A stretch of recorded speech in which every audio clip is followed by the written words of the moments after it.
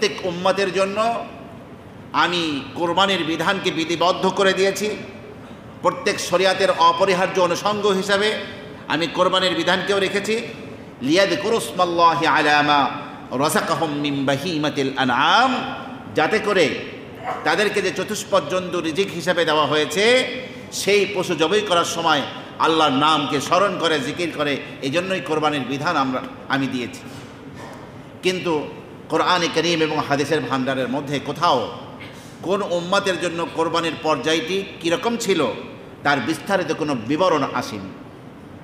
আর আমাদের যে কোরবানি আমরা করছি সেই কোরবানির সম্পর্ক হলো আমাদের জাতির পিতা হযরত ইব্রাহিম আলাইহিস সালাতু ওয়াস সালাম তার অত্যন্ত প্রিয় পুত্র প্রথম সন্তান হযরত ইসমাঈল আলাইহিস সালাতু ওয়াস সালামকে যে কোরবানি পেশ করেছিলেন, তার সাথেই সেই ঘটনার স্মারক হিসেবেই আমাদেরকে কোরবানির বিধান দেওয়া হয়েছে। আমার প্রিয় ভাইরা, হযরত ইব্রাহিম আলাইহিস সালাতু ওয়াস সালামের প্রথম স্ত্রী ছিলেন বিবি সারা। সারা ছিলেন বিশ্ব সুন্দরী, অত্যন্ত সুন্দরী রমণী ছিলেন। ইব্রাহিম আলাইহিস সালাতু ওয়াস সালাম সর্বপ্রথম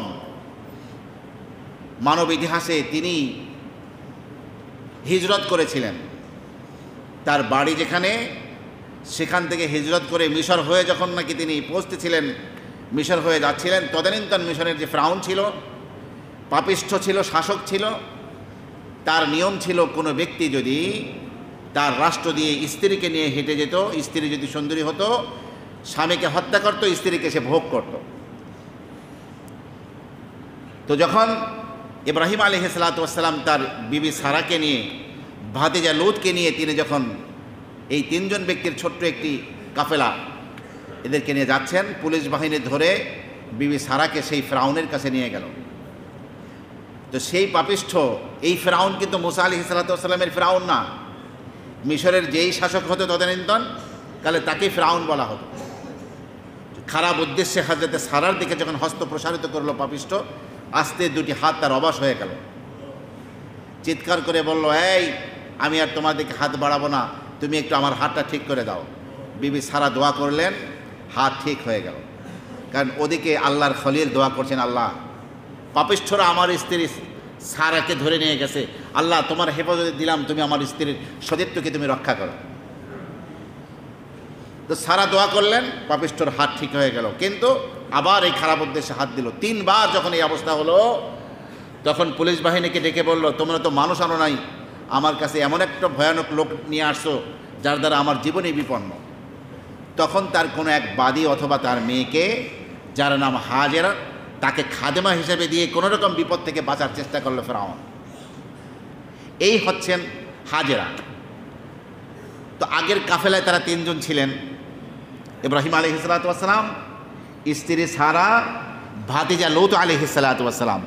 এই কাফেলায় আরেক ব্যক্তি সংযুক্ত হলেন, তার নাম হলো হাজেরা।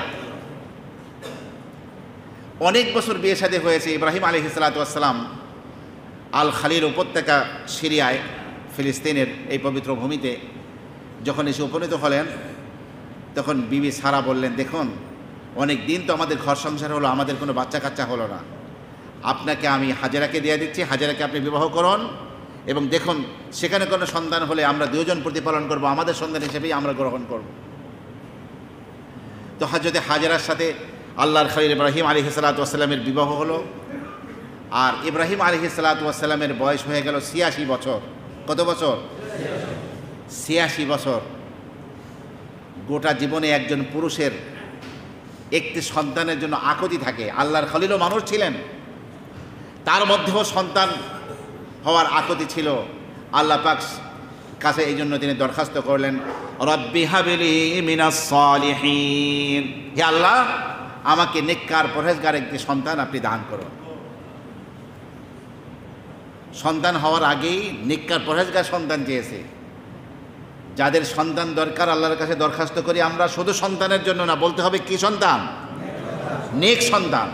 কারণ সন্তান যদি নেককার না হয় তাহলে বাবা মার জন্য কল্যাণের চেয়ে বিপদের কারণ হয়, দুনিয়া আখিরাত উভয় জগতে বিপদের কারণ হয়। যাই হোক, হযরত ইব্রাহিম আলাইহিস সালাতু ওয়াস সালাম যখন দরখাস্ত করলেন, আল্লাহ পাক সূরা সাফফাতের মধ্যে ইরশাদ হয়েছে, আল্লাহ বলছেন ফাবাশশারনাহু বিগুলামিন হালিম, আমি তাকে সহনশীল এক পুত্র সন্তানের সুসংবাদ দান করলাম। ভূমিষ্ঠ হলেন হযরত ইসমাঈল আলাইহিস সালাতু ওয়াস সালাম। তো সন্তান ভূমিষ্ঠ হওয়ার আগ পর্যন্ত হযরত বিবি সারার মধ্যে এক অবস্থা ছিল, সন্তান প্রসব হওয়ার পরে এখন এই সন্তানকে নিয়ে হযরত ইব্রাহিম আলাইহিস সালাম খুব আদর সোহাগ করেন, এবং যে এই সন্তান যে স্ত্রীর গর্ভে ভূমিষ্ঠ হয়েছে, জন্মগ্রহণ করছে, তাকেও ভালোবাসা মায়ের বন্ধন দিচ্ছেন। তো নারী হিসেবে তার দিলের মধ্যে কিছু অবস্থা তৈরি হলো। আল্লাহ পাক তখন ইব্রাহিম আলাইহিস সালাতু ওয়াস সালামের চোখ থেকে দূরে সরে যাওয়ার নির্দেশ দিয়ে আল্লাহ পাক তার খলিলকে বললেন, হে আমার খলিল, আপনি এই সন্তানকে, আপনার সন্তানকে মরুবিয়াবানে রেখে আসুন। হযরত জিবরিল আলাইহিস সালাতু ওয়াস সালাম আপনার সাথে ছিলেন, বুরাকের পৃষ্ঠে আরোহণ করেছিলেন আল্লাহর খলিল। আমার প্রিয় ভাইরা, বুরাকের পৃষ্ঠে সওয়ার হয়ে বিবি সারাকে নিয়ে, বিবি হাজেরাকে নিয়ে, শিশুপুত্র ইসমাইলকে নিয়ে মায়ের কোলে ছিল। তিনি চলছেন, বারবার যে এলাকা দিয়ে বুরাক যাচ্ছে, বারবার জিবরিল আলাইহিস সালাতু ওয়াস সালামের চেহারার দিকে আল্লাহর খলিল তাকাচ্ছেন। যখন ওই সিরিয়ার ওই ভূমি থেকে মদিনা মুনাওয়ারার পাশ দিয়ে এই কাফেলা অতিক্রম করছিল, মদিনার খরজুর বিথি চমৎকার সুন্দর একটি জায়গা দেখে ইব্রাহিম আলাইহিস সালাতু ওয়াস সালাম হযরত জিবরিলের চেহারার দিকে তাকিয়ে জিজ্ঞাসা করলেন, আল্লাহ পাক কি এখানে রাখার নির্দেশ করেছেন? জিবরিল বললেন, না, আরও সামনে। এরকম করতে করতে যেখানে আজকে বাইতুল্লাহ, কাবা শরীফ, তার পাশে মরুবিয়াবান, সেখানে কোনো লোক নাই, উষর মরুভূমি। এখানে যখন পৌঁছলেন, জিবরিল ফেরেশতার চেহারার দিকে তাকিয়ে জিজ্ঞাসা করলেন, তাহলে কি এই জায়গায়? জিবরিল বললেন, হ্যাঁ। সেখানে স্ত্রী হাজেরা শিশুপুত্র ইসমাইলকে রাখলেন। একটা ঝুড়ির মধ্যে কিছু খেজুর আর কিছু পানি আর একটা ছাপড়ার মতো ঘর করে দিয়েছিলেন। সেখানেই হযরত সারা এবং তার শিশুপুত্র ইসমাইলকে নিয়ে থাকবে। মক্কা মুকাররমার তাপমাত্রা আমাদের 40 ডিগ্রি তাপমাত্রা হলেই আমাদের অবস্থা কি হয়, আর মক্কা মুকাররমার তাপমাত্রা কখনো কখনো 50-51 হয়ে যায় তাপমাত্রা। সেই উত্তপ্ত সূর্যের দেশে পানি নাই, লোক নাই, জন নাই, কিছু নাই। এই অবস্থায় ওখানে রেখে আল্লাহর খলিল আবার আল্লাহ পাকের নির্দেশে সিরিয়ায় ফিরে যাবেন। ওই সময় হযরতে বিবি হাজেরা তার জামার আস্তিন টেনে ধরে বলছেন, আপনি কি আমাদেরকে এই নির্জন মরুবিয়াবানে এখানে রেখে যাচ্ছেন? আল্লাহর খলিল ইব্রাহিমের দিলের হালাত কি হতে পারে? একজন মানুষ হিসাবে যদি আপনার আমার জিন্দেগিতে এমন কাহিনী ঘটতো, আপনার আমার অনুভূতি কী হতো? শেষমেশ জিজ্ঞাসা করলেন বিবি হাজেরা, আল্লাহু আমারাকা বিহাদা, আল্লাহ তাআলা কি আমাদেরকে এখানে রেখে যাওয়ার আপনাকে নির্দেশ করেছেন? তখন সাথে সাথে হযরতে ইব্রাহিম আলাইহিস সালাতু ওয়াস সালাম আরেক দিকে তাকিয়ে বললেন, হ্যাঁ, মাথা ঝোলালেন। সাথে সাথে স্বামীর জামার আঁচল ছেড়ে দিয়ে হযরতে হাজেরা যে কথাটি বলেছিলেন, ইদান লা ইউদাইয়ুনা, যখন আল্লাহ পাকের নির্দেশে আপনি এই বিজন মরুপ্রান্তরে আমাদেরকে রেখে যাচ্ছেন, আল্লাহ আমাদেরকে ধ্বংস করবেন না, আল্লাহ একটা ব্যবস্থা করবেনই আমাদের জন্য। যে ব্যক্তি যার জোড়া থাকে, আল্লাহ পাক সেই যোগ্য ব্যক্তিকে তার কাছে পৌঁছায়। আমার প্রিয় ভাইরা, এই জন্য কেউ যদি নিষ্কলুষ স্ত্রী পেতে চায়, নিজের চরিত্রকে নিষ্কলুষ রাখতে হবে। নিজে একেবারে খারাপ হয়ে সে রাবিয়া বসরির মতো মেয়ে স্ত্রী হিসেবে চাবে, এটা হবে না। যাই হোক, বারবার ইব্রাহিম আলাইহিস সালাতু ওয়াস সালাম সামনের দিকে যাচ্ছিলেন, পিছনে ফিরে স্ত্রী এবং বাচ্চার দিকে তাকাচ্ছিলেন। যখন আর বাচ্চাকে স্ত্রীকে দেখা যায় না, পাহাড় আড়াল হয়ে গিয়েছে, ওই পারে পৌঁছলেন, তখন তিনি একটা দোয়া করেছিলেন। আল্লাহ তাআলা তার খলিলের দোয়ার প্রতিটি শব্দ, প্রতিটি অক্ষরকে আল্লাহ পাক কবুল করেছিলেন। সূরা ইব্রাহিমের মধ্যে 13 পারায় সেই দোয়াটি আছে, রব্বানা ইন্নী আসকানতু মিন যুররিয়্যাতি বিওয়াদিন গায়রি যী সার'ইন ইনদা বাইতিকাল মুহাররম রব্বানা লিয়ুকিমুস সালাহ ফাজআল আফইদাতাম মিনান নাসি তাহভি ইলাইহিম ওয়ারযুকহুম মিনাস সামারাতি লাআল্লাহুম ইয়াশকুরুন। আল্লাহর খৈলের প্রতিটি দোয়ার শব্দ কবুল হয়েছে। তারা এমন এক জায়গায় আছে যে জায়গায় কেউ নাই। আল্লাহ মানুষের দিলকে উৎসাহিত করে দাও যেন এখানে এসে তাদের আশপাশে বসতি গড়ে। এবং সেই মক্কায় কোনো ফল ফ্রুট হয় না, তরি তরকারি খাদ্য খাবার হয় না। ওয়ারযুকহুম মিনাস সামারাত, আল্লাহ তাদেরকে ফলমূল খেতে দাও, রিজিক দাও ফলমূল হিসেবে। আল্লাহ তাআলা জিবরিল আমিনকে বললেন, জিবরিল, আমার খলিল আমার হুকুম পালনের পরে আমার কাছে যে দরখাস্ত করেছে আমি দরখাস্ত কবুল করলাম। সিরিয়ার একটা জমিনকে কাঁধে করে এনে বাইতুল্লাহ তওয়াফ করো এবং বাইতুল্লাহ থেকে 60 মাইল দূরে এক জায়গায় রেখে দাও। সেই জনপদের নাম হলো তায়েফ। তায়েফ শব্দের অর্থ হলো তওয়াফকারী। কেমন যেন ওই জমিনটাই বাইতুল্লাহ তওয়াফ করছে। এই মক্কার অদূরে রাখা হয়েছে কেন? যাতে করে তায়েফ থেকে নিয়মিত ফল ফ্রুট খাদ্য খাবার মক্কার জমিনে পৌঁছে যায়। আর মক্কা মুকাররমায় নিজের জমিনে কিছু না হলেও কোরআন কারীমের আরেক আয়াতে আল্লাহ বলছেন, ইউজবা ইলাইহি সামারাতু কুল্লি শাই, সারা পৃথিবীর ফল ফ্রুট, সারা পৃথিবীর খাদ্য খাবার, সারা পৃথিবীর সৃষ্ট জিনিসগুলোকে মক্কার বাজারে টেনে আনা হয়। আমার প্রিয় ভাইরা যারা মক্কা মুকাররমায় বারবার গিয়েছেন তারা দেখবেন বাংলাদেশের বাজারে যে ইলিশ মাছটা পাওয়া যায় তার চেয়ে সবচেয়ে বড় ইলিশটা মক্কার বাজারে পাওয়া যায়। করল্লা বাজে খাইতে মনে চায়, করল্লা উপস্থিত, বাংলাদেশের শ্রেষ্ঠ করল্লাটা সেখানে। কদু শাক খেতে মনে চায়, ওইটা আছে, লাল শাক আছে, আপনি যা কি চান ভালোটাই ওখানে পাওয়া যায়। কারণ এটা শুধু বাংলাদেশের শ্রেষ্ঠ খাবার নয়, গোটা বিশ্বের শ্রেষ্ঠ খাবারগুলো মক্কার বাজারে সব পাওয়া যায়। কারণ দোয়াটা কার? কথা কয় না আল্লাহর বান্দা। আল্লাহর খলিল ইব্রাহিম দোয়া করেছিলেন মক্কাওয়ালাদের জন্য, এই জন্য সেই ব্যবস্থা আল্লাহ পাক করে রেখেছেন। আল্লাহ পাকের নির্দেশে স্ত্রী এবং বাচ্চাকে রেখে এসে মাঝে মাঝে বোরাকের পৃষ্ঠে সওয়ার হয়ে হজরতে সিরিয়ার জমিন থেকে এত দূরের পথ থেকে বারবার এসে স্ত্রী এবং বাচ্চাকে তিনি দেখে যান। এবার আল্লাহ পাকের নির্দেশ হলো, আপনি আসুন। মক্কা মুকাররমে আসলেন আল্লাহর খলিল। এবার এতটুকুন বড় হয়েছে হজরতে ইসমাইল। কোরআন কারীমের শব্দ হলো ফালাম্মা বালাগা মাআহুস সাইয়া, যখন বাবার সাথে চলতে পারে, বাবার সহযোগিতা করতে পারে এমন বয়সে উপনীত হয়েছে। তাফসীর কারকরা এর কথা বলছেন যে তখন হযরত ইসমাইলের বয়স এখন 13 বছর। কত বছর? 13 বছর। এখনও প্রাপ্তবয়স্ক হননি তিনি। অত্যন্ত নবীদের চেহারা জন্মগতভাবে অত্যন্ত সুন্দর থাকে। নবীদের আখলাক গোটা পৃথিবীর মানুষ সারা জীবন চেষ্টা সাধনা করে আখলাকের যে জগতে পৌঁছতে না পারে, এক একজন নবী জন্মগতভাবে তার চেয়ে শ্রেষ্ঠ চরিত্র মাধুরী নিয়ে এক একজন নবী জন্মগ্রহণ করতেন। তো হযরতে ইব্রাহিম আলাইহিস সালাতু ওয়াস সালামের পুত্র ইসমাইল সেই চরিত্র মাধুরী নিয়েই বাইতুল্লাহর পরশে তিনি বড় হয়ে উঠলেন। আমার প্রিয় ভাইরা, আজকে যে আমরা আধুনিক এই যে এখন আমরা জমজমের পানি খাচ্ছি, সেটাও হযরত ইব্রাহিম ইসমাইল আলাইহিস সালাতু ওয়াস সালামের পায়ের কাছ থেকে উদ্ভূত হয়েছিল। এই শিশুপুত্র রেখে আল্লাহর খলিল চলে গেলেন।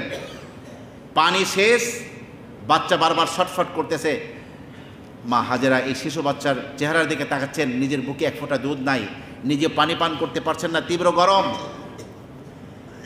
তো ভাবলেন ওই সাফা পাহাড়ের উপর থেকে একটু পানির চিকচিক ভাব দেখা যায়, ওখানে কোনো পানির ইন্তজাম হলো কি না, যদি একটু পানি পাই আমি পান করব, বাচ্চার মুখে পানি তুলে দেব, বাচ্চাও বাঁচবে আমিও বাঁচব। পাগলানির মতো ছুটলেন সাফা পাহাড়ে, কিন্তু সেখানে দেখলেন মরিচিকা, কোনো পানি নাই।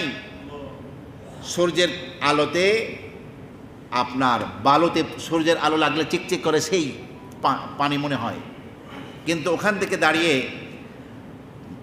মারওয়া পাহাড়ের দিকে তাকিয়ে দেখছেন যে ওখানে বোধহয় পানি আছে, ওখানের বালুগুলো চিকচিক করছে। সেখানে দৌড়াচ্ছেন, কিন্তু সেখানে গিয়ে দেখেন পানি নাই। আবার সেখানে গিয়ে সাফা পাহাড়ের উপরে পানির মনে হলো। এইবার আল্লাহর এই বান্দি, আল্লাহর এই পাগলি 7 বার দৌড়াদৌড়ি করলেন। আর প্রত্যেকবার আবার উকি মেরে দেখেন আমার বাচ্চাটাকে আবার বাঘে ভাল্লুকে নিয়ে গেল কিনা, বারবার তাকাচ্ছেন।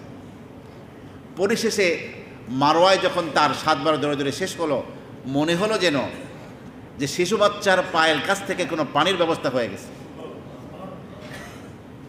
কাছে এসে দেখেন যে যেখানে কোনো পানির নাম গন্ধ ছিল না, বুদবুদ করে পানির একটা ঝর্ণাধারা আল্লাহ পাক সৃষ্টি করে দিয়েছেন, পানি উঠতেছে।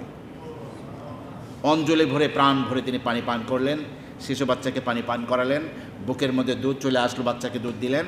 কিন্তু পানি তো এভাবে গপ গপ করে নিচ থেকে আসতেছে। তখন তিনি চতুর্পাশ থেকে যে বাদ দিলেন, সেটাই হলো জমজম কূপ। গোটা পৃথিবীর মধ্যে মানবতার জন্য এর চেয়ে শ্রেষ্ঠ কোনো উপহার নেই যে পানি আল্লাহ পাক অফুরন্ত এক সাগর মহাসাগর তৈরি করেছেন। গোটা পৃথিবীর হাজি সাহেবানরা ড্রাম ভরে পানি নিচ্ছেন, পেট ভরে পানি পান করছেন, কিন্তু ওই ঝর্ণার পানি কখনো শেষ হয় না। শুধু তাই নয়, সেখানে ময়লা আবর্জনা ফেলতে গেলে এই কুয়া ময়লা আবর্জনাকে গ্রহণ করে না, দূরে উড়িয়ে নিয়ে চলে যায়। আমার প্রিয় ভাইরা, আজকে যদি এই পানির ব্যবস্থা না হতো, হাজি সাহেবানরা যে কষ্ট ক্লেশ করেন, বাইতুল্লাহ তওয়াফ করে যে কষ্ট হয়, সাফা মারওয়া সাই করে যে কষ্ট হয়, প্রচণ্ড পানির পিপাসা লাগে, বাস এক গ্লাস আপনার জমজম পানি পান করলেই এই যে কষ্ট হলো ওই ক্লান্তি দূর হয়ে যায়। আর জমজমের পানি নিয়ে আলাদা একটা খুতবাই আমাদের রয়েছে, ইনশাআল্লাহ আল্লাহ পাক তৌফিক দিলে পরবর্তীতে আলোচনা করা যাবে, সেদিকে আর যাব না।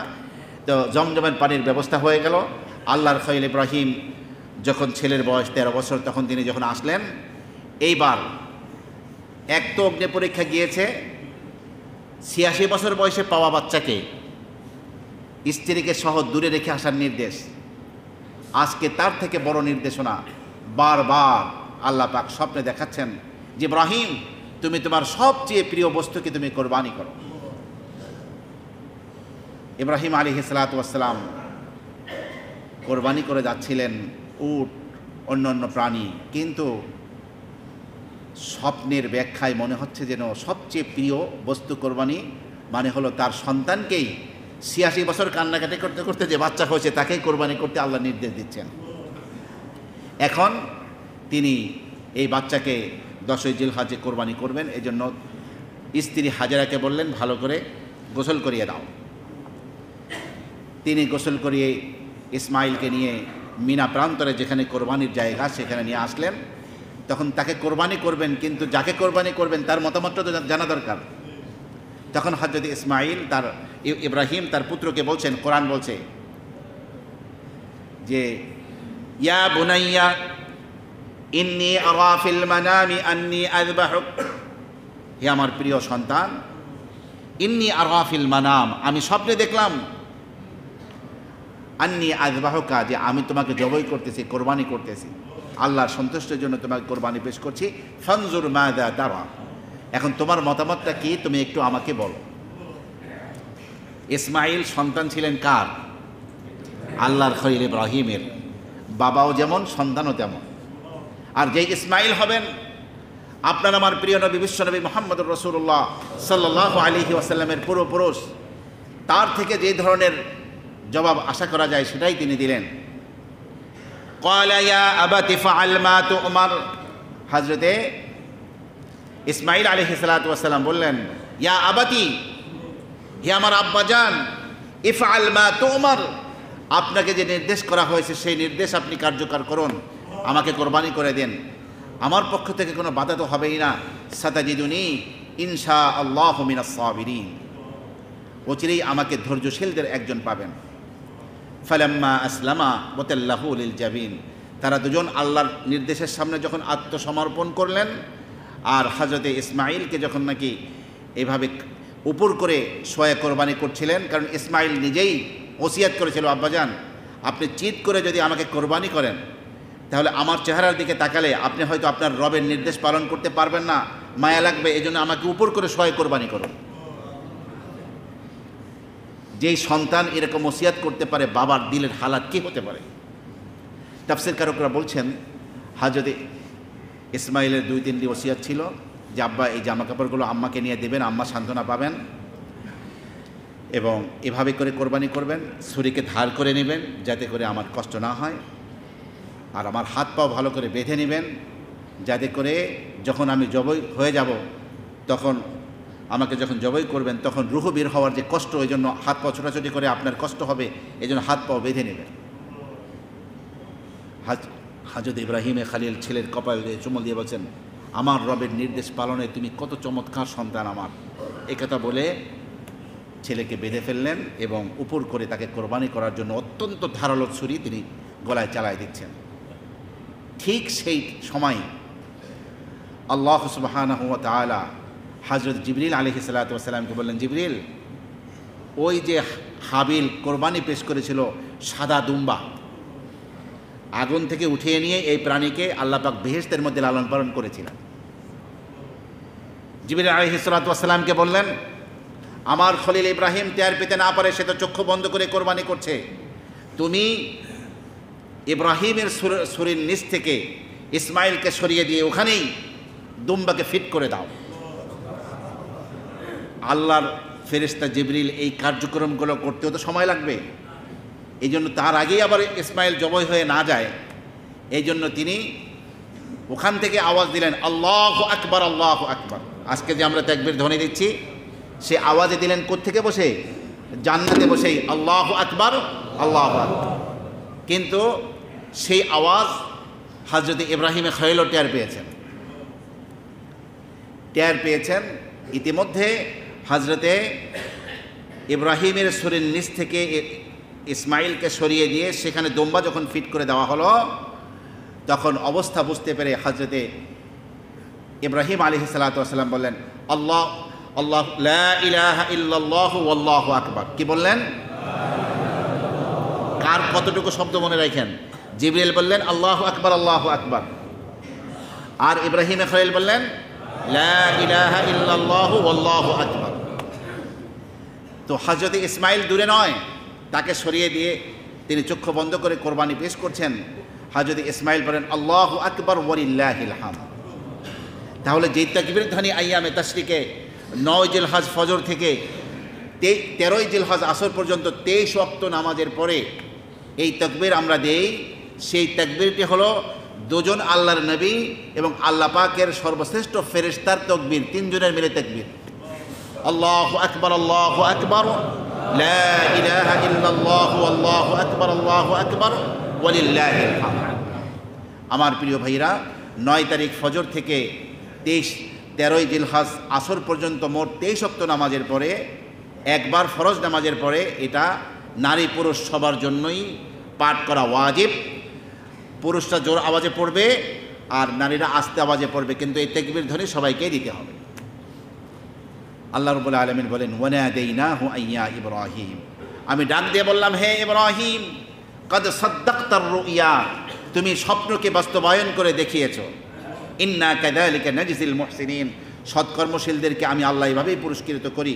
এরপরে আল্লাহ বলেন, ওয়াফাদাইনাহু বিযিবহিন আযীম, এক মহা কোরবানির জন্তুকে আমি ইসমাইলের পরিবর্তে তার ফেদিয়া হিসেবে আমি দান করলাম।